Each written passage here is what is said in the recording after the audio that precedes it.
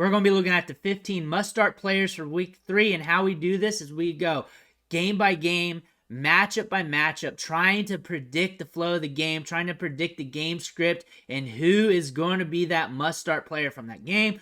We also talk about some ancillary players in that matchup as well, but I know we're not going to talk about everybody. So if you have any start-sit questions, hit it up in the comments below. Type that out, and I'll get to them throughout the weekend. This is the video where you want to drop your start-sit questions on, and I'll work through all of them throughout the weekend, answer them, help you out. Also, you need to hit that subscribe button because we're dropping videos on the daily. We're dropping videos helping you with the waiver wire. We're doing deep dives on those lesser-known players. We're also helping you out with setting lineups. We're helping you out with trades. We're helping you win your league. So it's very important. There's a lot of content to sift through, but that's why I do player-by-player a la carte style, so you can also just search for what you want and look at what you want, and then also the top 10 lists or the 10-player lists every day, going over advanced metrics. That gives you a deep dive on some of those players as well. But let's dig in to 15 must-start players going by matchup by matchup. First game we're looking at, Denver Broncos at the Miami Dolphins. This is going to be an interesting matchup. Broncos have been a little bit slower paced these last few weeks. The Dolphins pushed the pace. Broncos on the road, 48 over under. Broncos kind of broke the game script last week a little bit. We saw Marvin Mims do some things. We're seeing the Dolphins sling the ball around. We're seeing what's going to happen with Waddle with that concussion injury. And then we really want to see more of this Dolphins offense because they are very explosive these last few weeks. We want to see what's going on. With our must-start player right now, it's Tyreek Hill. The easy call, of course. He's a must-start every week. Waddle, concussion, we're watching. Waddle, 24 targets, 32.9% target share. That's elite. 354 air yards already on the season. Just 2 games played. Run backs in this game. So when we talk about run backs, we're talking about DFS lineups. Usually you create a lineup around a team and then the run backs on the opposing team. So players you may want to look at here as startable option, Cortland Sutton, Jerry Jeudy. Be on the lookout for those. And really why you want to be on the lookout for those is if the Dolphins can push the pace the way they want to, then the Broncos are going to have to keep up. And get it, it hasn't been as optimal for the Broncos as we want from fantasy production, especially with Jerry Jeudy coming back from that injury. Cortland Sutton's had his moments. So this is going to be an interesting matchup to say the least because the Dolphins get their way. We're going to see a lot of fantasy points scored. This could be a sneaky matchup. It could be ugly as well. But we see Tyreek Hill, and he is an easy start from this game, and you're starting him in every game, obviously. Next, Falcons at the Detroit Lions. It's got a 46 over-under in Vegas. The spread's pretty tight, so this game should be back and forth. And when I look at this game, when I think about these two teams over the last few weeks and what we've been seeing over the offseason, this one should be sneaky good. This one could be explosive. This is one where you want to set some DFS lineups around because you could get multiple hitters from this game. And I think it's going to be pretty likely because I think we're going to see a lot of volume from the Lions. The Falcons are going to have to keep up. I don't see it getting too nasty or too slow. I think this is going to be a fun one to watch for fantasy football purposes. And that being said, Bijan Robinson, obvious start, obvious must start in this game. 11 targets, 23% target share on the season. That is huge for a running back. That's good for a wide receiver. And he leads the league in missed tackles. For the run backs, look at Jahmyr Gibbs here. He might be getting more opportunity this week if Dave Montgomery's out. Amon-Ra St. Brown is back at practice. And they're going to be spinning the ball around in the air. There's going to be a lot of opportunities in this game for all players involved. I'm starting a lot of players in this game. That is the take here. It's not just Bijan Robinson must start. I'm starting a lot of players from this matchup. I think there's going to be a lot of points scored. If you're considering 2 players and one of the players are in this game, this matchup might be the tier breaker for that because I think a lot of points are going to be scored and I think it's going to be optimal for fantasy football for a lot of these players. Next, Colts at the Ravens. We got a 44 over under, and that suggests to me that this game script could go either way. It could be a slow one, it could be a fast one, a lot of points, not many points, and the spread's pretty thick there at 8. So the Ravens could be up a good bit in this game. I think it could be tighter than that. I think the Colts are kind of sneaky this year. They're moving the ball well. It just depends on the flow of the game, really, on how this one goes. I think the Colts are sneaky in a lot of these game scripts to look at. But looking at our must-start player, Michael Pittman. He is an alpha wide receiver, 32% target share, 23 targets already, 70 air yards a game. Run back options in this game, Zay Flowers and one of the running backs for the Ravens. I don't think you can start both. But usually if you start one, one's going to do something. And maybe it's Justice Hill's time to do so since Gus Edwards got the fantasy points last week. But one of these running backs are probably going to do something. It's going to be hard to peg. Zay Flowers is getting the targets, getting the opportunity. But honestly, the passing game of the Ravens is very hard to pinpoint right now as Mark Andrews is getting a lot of the target share and Lamar Jackson is very quick to run with it. So with a tight end getting that much target share with a run-heavy quarterback, it's very hard to lean on the wide receivers from week to week. But Zay Flowers is the guy in his offense you want to take shots on off and on throughout the season. This matchup is going to be all right for Pittman. This could be a slower game. This could be uglier. However, if the Colts are trailing, they're going to need to throw the ball, and you want the guy with the 32% target share because at least is going to be seeing targets. Our next game here, Bills at the Commanders, and I think this one might hit the over here as it's listed at 43.5. I think the Bills can push the pace. Last week, the Commanders showed they can throw it a little bit and they can move the ball. Interesting situation here when we look at these two teams. I'm excited to see how this game ends up because we got some players here that could really hit, but we have Jahan Dotson as our must start for the week. It's been a little bit slow to the start of the season, but he's seen a 19% target share. Same story for Terry McLaurin. I got both these guys kind of in the same basket, but I really shine the light on Jahan Dotson because he's due. Because he's due for some opportunity here. Looked good last year, was getting an opportunity last year. Looks like this team's starting to fire off. We had a weird game script, a weird game with the Cardinals to start things off as well. And then you had the Broncos the week after that. So now we're in a matchup where we're going to have to throw the ball. We're going to have to throw the ball to keep up. It's going to be a faster paced game. We're at home as well. This could be the time Jahan Dotson gives you something in fantasy points. Same with Terry McLaurin. He had a good week last week as well. So both these wide receivers I like, and then the run backs are pretty obvious. Stephon Diggs, James Cook, maybe even Gabe Davis. They're going to be moving the ball. There's going to be some players scoring in this game. This is a sneaky DFS matchup here where you can really make some stacks and maybe climb the rankings in big tournaments if you can hit on some of these players. I think we're going to get some hitters in this game. Next, New England Patriots at the Jets, 36.5 over-under, which is very low. They're expecting a very slow game.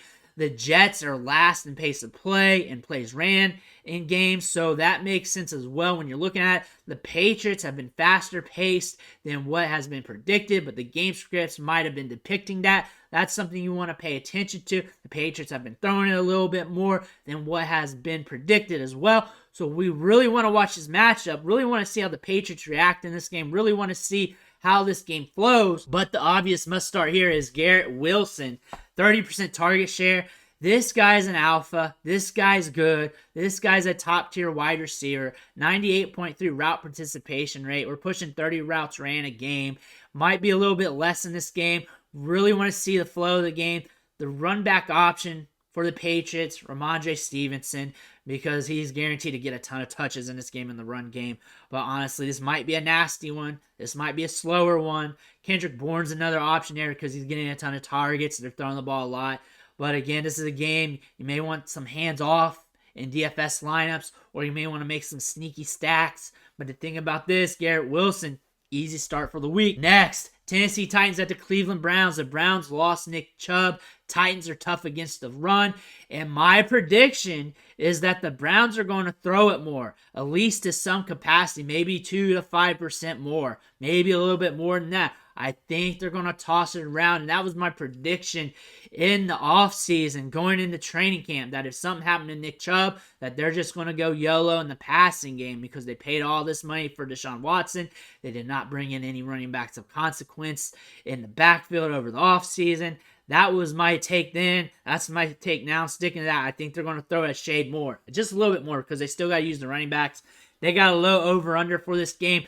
That makes sense. The Browns still may want to slow it down since they're down their stud running back. stud player. The Titans are tough against the run. They're nasty. This is going to be a nasty game. This could break open as well. If one team gets up, that's one thing you want to look at. Low over under here. Vegas saying, hey, this is not an explosive game. I want to look at Amari Cooper here, getting a 24% target share, getting a good amount of volume, 122 air yards per game, getting downfield targets. I think they are going to have a few more pass attempts in this game than usual, than predicted, because they want to lean on the pass more. That's just my guess. That's been my guess for a bit, just reading the transactions and tea leaves throughout the season. Elijah Moore's huge too. He's been using the offense a lot. He's getting a lot of opportunities. He's being moved around, getting a lot of targets. He's getting targeted downfield as well. I think he's going to see an uptick. When you're thinking about a player to buy from this offense or move up the rankings and you're looking at the running back position after this injury, honestly, everyone should have been looking at Elijah Moore. I think they're going to throw it a little bit more, and I think that's going to be more targets here and there to Moore, a little bit more to Cooper, a little bit more to everybody else in the offense. Run back pieces are obvious here. Derrick Henry, DeAndre Hopkins, pretty easy to call that out. Next, Chargers at the Vikings.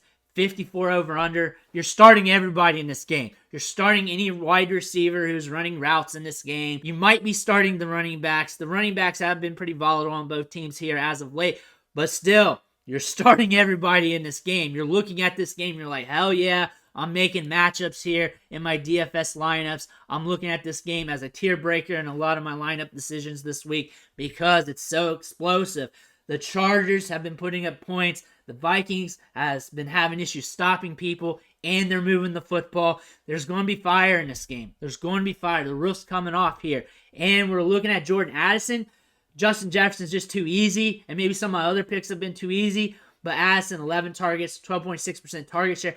Target share not too high, but we're getting 85.5 air yards per game. We're getting some deep routes. We're running a good bit of routes. That's good to see. Run backs, basic Keenan Allen, Mike Williams. Honestly, anybody on the field running routes, if you're running 30 routes in this game, you got an opportunity to be a hitter in this game. You got an opportunity to produce fantasy points. Osborne, of course, anybody who's running routes in this game, TJ Hawkinson, has an opportunity to post big numbers. Not all of them are going to do that, obviously, but still, this is one of those games where you just throw them in, you close your eyes, and there's a good chance you might get something back at you. Next, Texans at the Jaguars. We got a 44 over-under. The Texans are running 80 plays per game. The Jaguars can put you in a shootout, and they're at home here. Could be an interesting game script as the Texans are on the road. Going to be a good one to look at here because we want to see what this Texans team is going to do over a course of a longer stretch of games here. We got another matchup here. I see them throwing the football still. I see them trying to push the pace. I see them getting C.J. Stroud more opportunities to learn the game. I look for him to really try to run it back if the Jaguars get up here, which is good to see. But Travis Etienne, there's a chance Jaguars are up late in this game, and they're going to use him to run it out. They're using him in the passing game. No matter where the game script goes, he's getting opportunity. Obviously, Calvin Ridley, you're starting him. Zay Jones, Christian Kirk. Pick your poison. Either one of those two are going to give you good fantasy production, but probably not both. Run backs, Nico Collins, Robert Woods, Tank Dell. The passing game will be fire if they get behind. Nico Collins getting deep targets. Robert Woods is a huge sleeper. Tank Dell's that rookie everybody's looking at. Next, Saints at the Packers. 42.5 over under. The Saints love to throw it downfield. They like to push the rock downfield. They got some injuries at running back, which might dictate more passing in this game from them, because why not toss it to Chris Olave? Why not toss it to Michael Thomas? Why not toss it to Rashid Shaheed? And why not push this Green Bay Packers into a shootout to see if Jordan Love is for real? Why not dictate this game with your passing weapons to see if they can go tit for tat with you? That being said, we might hit the over, but it could get ugly as well if the Packers can get their way early in this game. That being said, Chris Olave, he was underrated in drafts. Even though he's like a third and second round pick in drafts, he should have been pushing a first round pick. I was saying that in the offseason. That was the big thing I was talking about. If you were able to catch him late in the second round, early third round in redraft leagues, I think that was a hella steal. I think you got a free first round pick, a discounted first round pick there. He should have been a first round option. He should have been a first round option, but the market was saying, yo, here's a discount. But you know what? Early second round, mid second round, Probably the right price tag for him if you're really paying up for him. The first round pick, you could have got a first rounder in him, and you probably would have been set. 10.5 targets a game, 31% share of the targets, 132 air yards a game. That's elite. That's top tier. That's wide receiver one worthy. That's the wide receiver one worthy. Michael Thomas is doing some games. Could be a benefactor here. Run backs. Aaron Jones looks like he's healthy. He's been practicing. Jaden Reed's getting a target share. Watson had a hiccup in practice the other day, so be on the lookout for Reed if this game script breaks. Next, Panthers at the Seattle Seahawks. You can throw in the Seattle Seahawks a little bit. So the Panthers might do something in the passing game today. They might show some things off to you. We might get some producers that we're not really looking for that could really impact fantasy lineups. Seattle has some weapons that could go off. The over might be hard to hit, but it could if the game breaks. But look for this to be a slower game as well. The thing is, we're rolling Kenneth Walker easy since he's got a 73.5 opportunity share. Look for him to get a lot of touches, 17 touches per game. He's very explosive, very dynamic. But the player I really want to hit on, and I'm going to talk about him in the sneaky start video on Saturday, is Jonathan Mingo, because Seattle is allowing a lot in the passing game. You can throw on these guys. Jonathan Mingo's getting over a 20% target share. He's running over 90% of the routes. They're using him. He's featured. And this could be his blow-up spot. This could be his sneaky start opportunity. I'm going to deep dive him more probably over these next couple of days. I think Jonathan Mingo's got a good opportunity here in this matchup to do some things because we saw Puka Nacua do it. We saw Tutu Atwell do it. We saw the Seattle Seahawks get thrown on last week. We're going to see Jonathan Mingo get some targets over the short to intermediate part of the field. He should be getting some opportunities in this game. Next, Cowboys at the Cardinals. 43 over under. Diggs is out for the year. That could impact the defense, but I still see the Cowboys getting it done. I still see this kind of being a slower paced game, but I feel like the Cowboys are going to still put up some points. That being said, Tony Pollard, you can run on the Cardinals a little bit. 5.5 targets per game as well. Stellar for a running back. 17% target share. That is what you want. Marquise Brown as the obvious run back. With the Cardinals, there's barely anybody you want to put in as a run back option. Of course, Connor is an option for you, but still, it's very hard to pluck players from this Cardinals team. Then, of course, CeeDee Lamb as always. Ferguson as a tight end option as well because he's getting heavily targeted. Next, Bears at the Chiefs, 47.5 over under. This could be an ugly game script. This could be the Chiefs getting up ahead. This could be the Bears with a come out moment. 47.5 over under could be overzealous because the Bears run some clock. I mean, even if Fields is doing good, he's running it a lot. That being said, the must start option maybe is DJ Moore. 9 targets, 14% target share. The thing is, if the Chiefs get up, the Bears are going to have to throw it. They're going to have to move the ball. They're going to have to prove themselves some way. They're going to have to do something. They brought in DJ Moore for a reason, and it's been slow for him as of late, even though he had a decent week last week.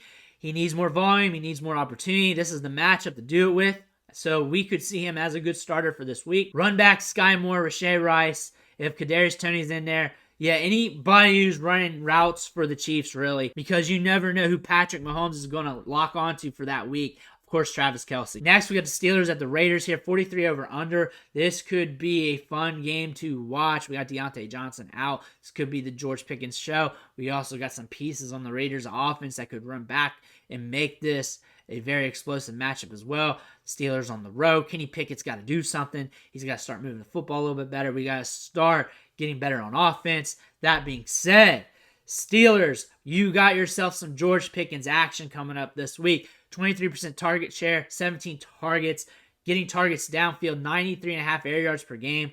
And you know what? They're probably going to throw more bombs to him. They're probably going to force it to him. They're going to force feed George Pickens. That's probably what's going to happen with Deontay Johnson out, running 39 routes a game. And he's probably going to get more targets, more opportunities, run backs, Devontae Adams, Josh Jacobs. Of course, look for George Pickens just to get force-fed targets throughout the year because he's got that upside, he's got the ball skills, and he needs to be tested as the main guy in the offense. Anyways, it's a good time to do it with Johnson out.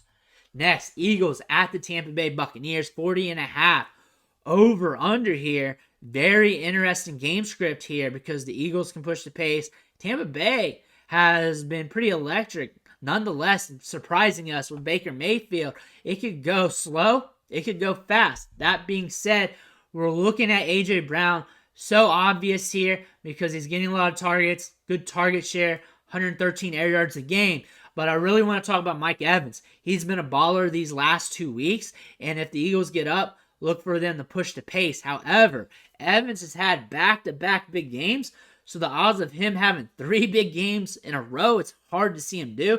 But again, it could happen because Baker Mayfield throws those YOLO balls downfield, closes his eyes, and says, hey, he's down there somewhere. Mike Evans is the guy to do that with. Chris Godwin also, if they need to kick up the volume, because those are the two hogs in the passing game that you want to look at. Now we're looking at the Rams at the Bengals here, 43.5 over under. And honestly, I'm starting a lot of players in this game. I think this game script's going to break. I think this is going to be a high scoring game.